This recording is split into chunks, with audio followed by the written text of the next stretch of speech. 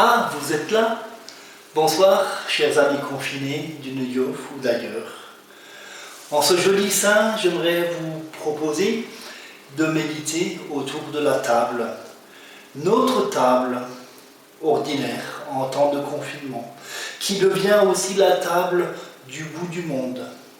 En 4 temps, j'aimerais vous faire découvrir que notre table ordinaire est le lieu où Dieu signe son alliance avec les hommes. Que notre table est nomade, puisqu'elle est là où nous sommes. Notre table ordinaire nous permet de changer, de nous convertir. Et elle est le lieu où Jésus-Christ donne sa vie et sa résurrection aux hommes. Soyons les bienvenus au nom de Dieu, le Père, le Fils et le Saint-Esprit. Au courant de cette veillée, nous partagerons la Sainte Seine. Je vous invite à préparer du pain ou du vin pour prendre la Sainte Seine tout à l'heure, si vous le souhaitez.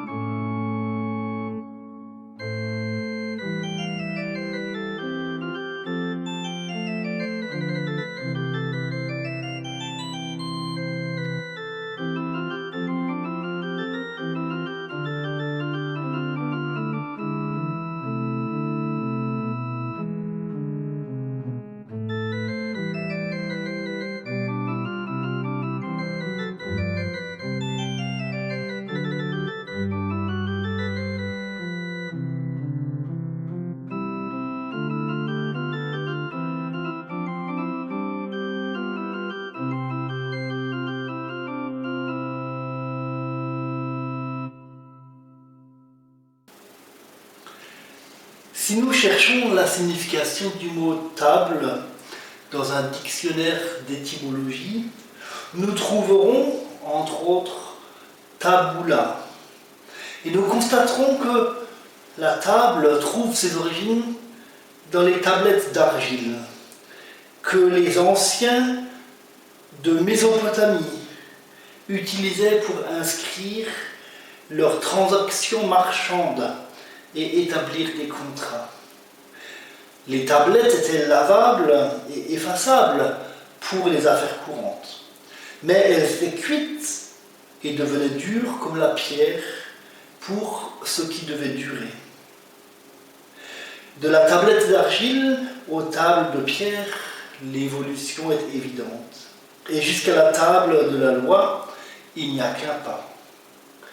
Et puis, lorsque la table est mise à l'horizontale, elle devient meuble, mais elle reste toujours ce lieu où le contrat de vie s'inscrit.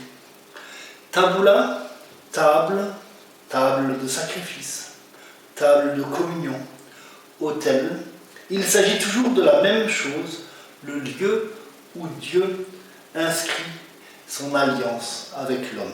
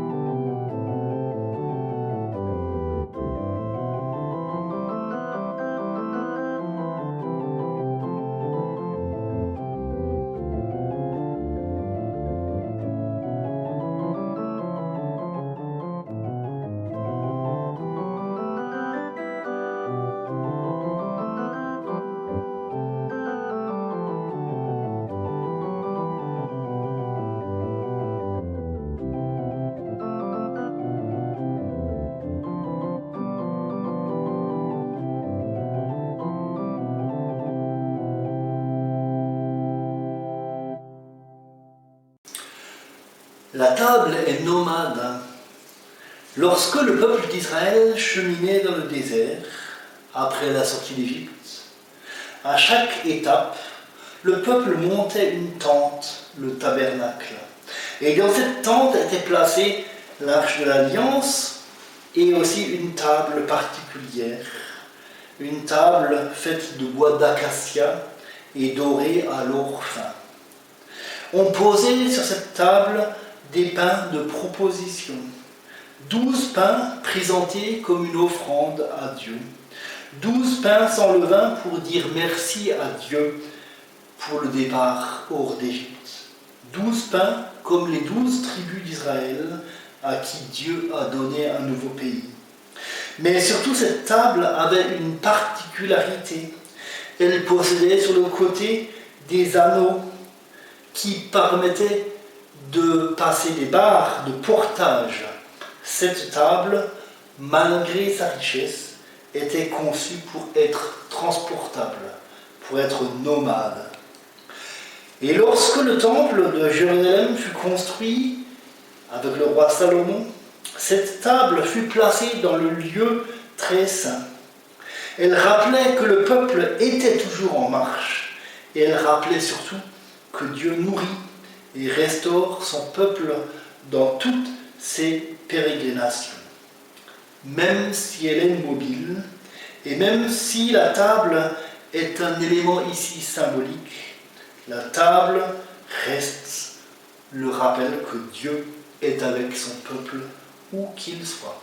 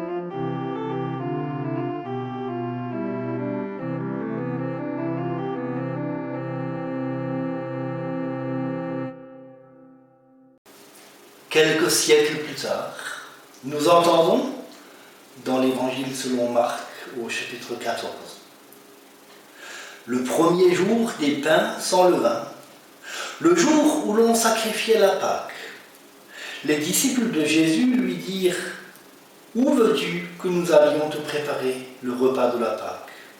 Alors Jésus envoie 2 de ses disciples et leur dit « Allez à la ville, un homme portant une cruche d'eau viendra à votre rencontre, suivez-le. Et là où il rentrera, dites au maître de la maison, le maître a dit, où est la salle où je mangerai la Pâque avec mes disciples? Il vous montrera une grande chambre à l'étage, aménagée et toute prête. C'est là que vous ferez pour nous les préparatifs. Les disciples partirent, arrivèrent à la ville, trouvèrent les choses comme il leur avait dit et préparèrent la Pâque. Le soir venu, il arrive avec les 12. Pendant qu'ils mangeaient, Jésus prit du pain. Après avoir prononcé la bénédiction, il le rompit et le leur donna en disant « Prenez, c'est mon corps ». Il prit ensuite une coupe. Après avoir rendu grâce, il la leur donna. Ils en burent tous. Il leur dit « C'est mon sang, le sang de l'alliance qui est répandu pour une multitude. En vérité, je vous le dis, je ne boirai plus du fruit de la vigne jusqu'au jour où je le boirai à nouveau avec vous dans le royaume de Dieu.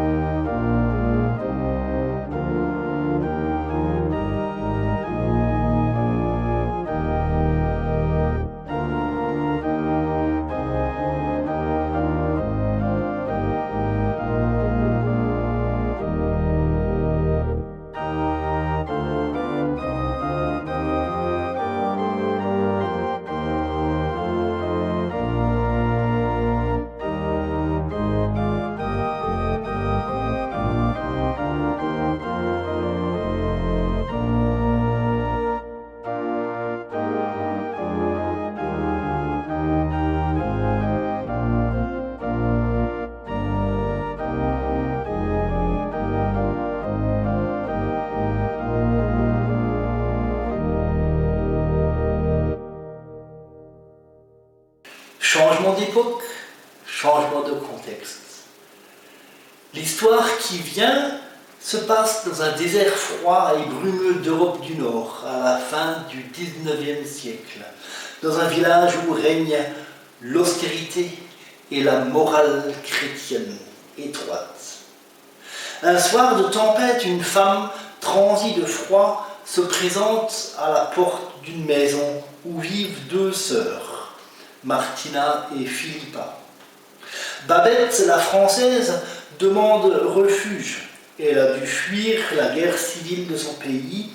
Elle sait cuisiner. Elle demande un travail comme servante. Les deux sœurs acceptent, même si elles n'ont pas les moyens de la payer. Babette commence alors sa nouvelle vie. Elle apprend la langue et la cuisine locale. Et durant plusieurs années, elle sert avec humilité les deux sœurs, qui peuvent ainsi se consacrer à l'aide des pauvres de leur région. Un jour, Babette reçoit une lettre de son pays.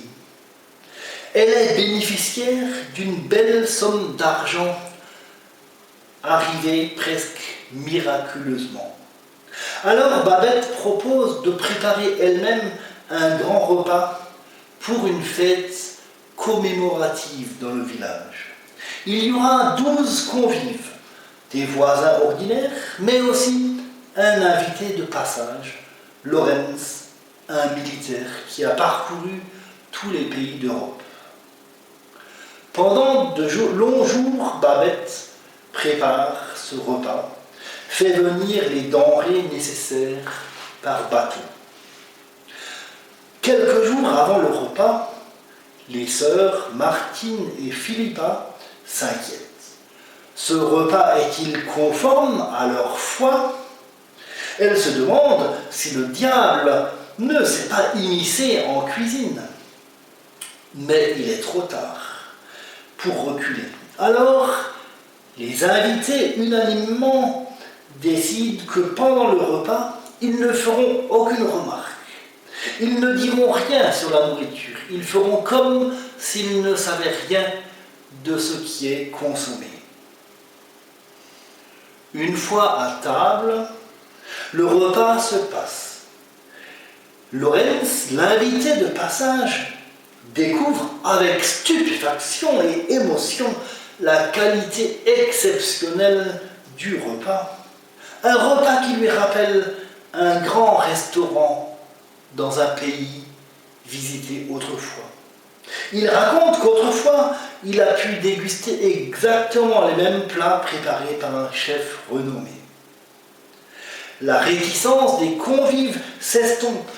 La finesse du repas convertit les invités, qui sont peu à peu envahis d'un sentiment de bien-être. Au moment du café, les tensions sont apaisées chacun se réconcilie avec son voisin et sa voisine. Le repas devient message de la grâce divine après tant et tant d'années d'âpreté et de moralisme. Dans l'aridité et dans l'amertume des cœurs, quelque chose s'est passé. Un geste de générosité, un brin de douceur, un parfum de paix. Babette était effectivement chef d'un grand restaurant dans son pays d'origine, et personne n'en savait rien. Jésus-Christ n'est-il pas, lui aussi, à notre table, discrètement, l'hôte de notre table quotidienne? Mon histoire est inspirée du livre et du film Le Festin de Babette.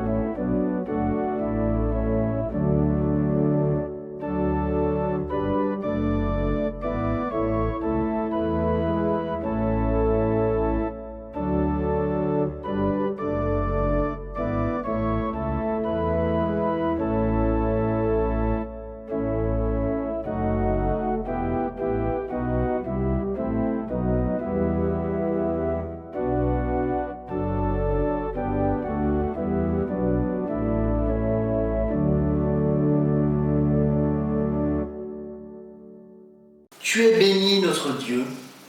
Tu as voulu être le Dieu de notre espérance. Dès le commencement, tu inscris ta marque dans la vie de l'homme.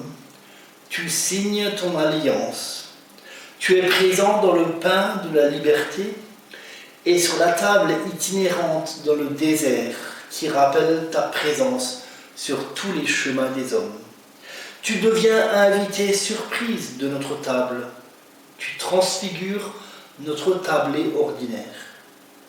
Tu es béni, Seigneur, pour Jésus de Nazareth, qui nous ouvre le chemin de ton royaume, de vérité, de vie, de sainteté et de paix.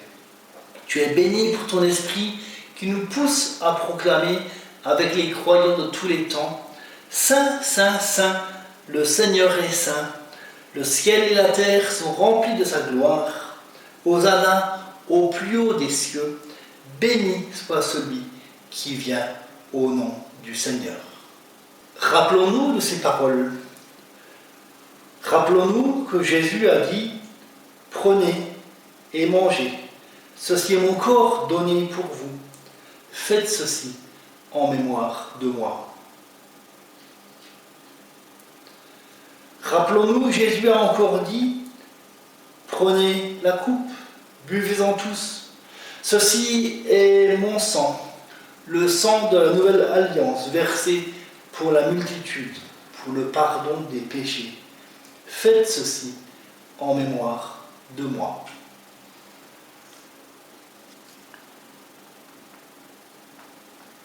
Nous nous recueillons un instant dans la prière. Notre Dieu, nous nous souvenons de Jésus-Christ. Il a habité parmi nous. Il a donné sa vie pour nous. Sur la croix s'inscrit une nouvelle fois l'alliance de paix avec les hommes. Nous nous réjouissons de la promesse de sa résurrection. Elle nous donne l'assurance de sa présence auprès de nous tous les jours, et en particulier à cette table où il nous invite. Nous attendons le jour où son règne sera établi sur l'univers entier. Seigneur, envoie sur nous ton esprit, afin que nous puissions communier au corps et au sang de ton Fils. Ainsi, nous serons porteurs de ta lumière, de ta paix et de ton espérance. Amen. Tout est prêt, dit le Seigneur. Prenez et mangez. Ce pain que nous rompons est la communion au corps du Christ donné pour nous.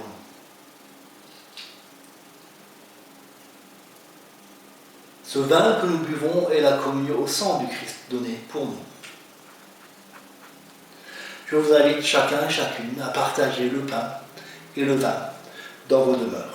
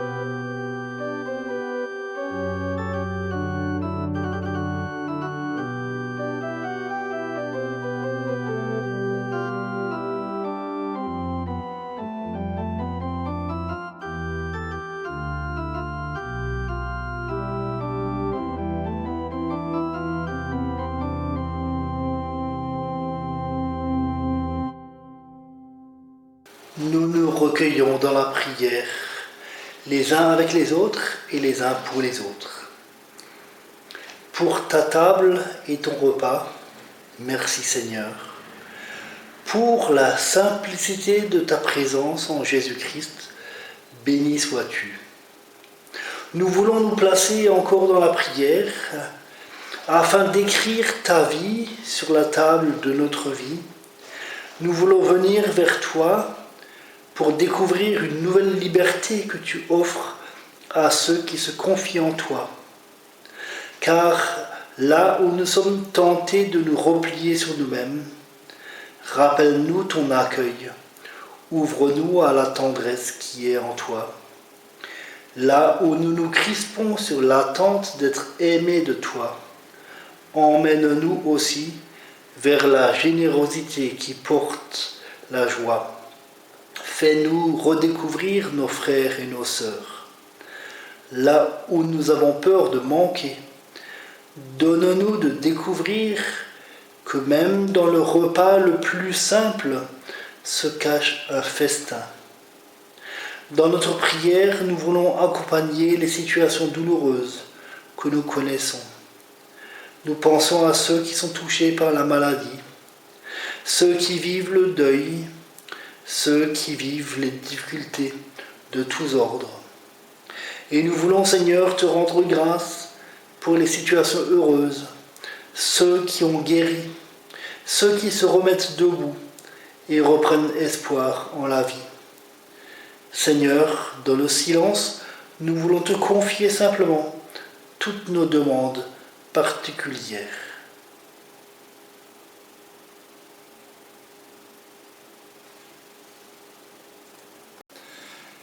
Nous rassemblons à présent toutes nos demandes dans la prière que Jésus-Christ nous a enseignée. Notre Père, qui es aux cieux, que ton nom soit sanctifié, que ton règne vienne, que ta volonté soit faite sur la terre comme au ciel. Donne-nous aujourd'hui notre pain de ce jour. Pardonne-nous nos offenses, comme nous pardonnons aussi à ceux qui nous ont offensés. Et ne nous laisse pas entrer en tentation, mais délivre-nous du mal, car c'est à toi qu'appartiennent le règne, la puissance et la gloire, pour les siècles des siècles. Amen.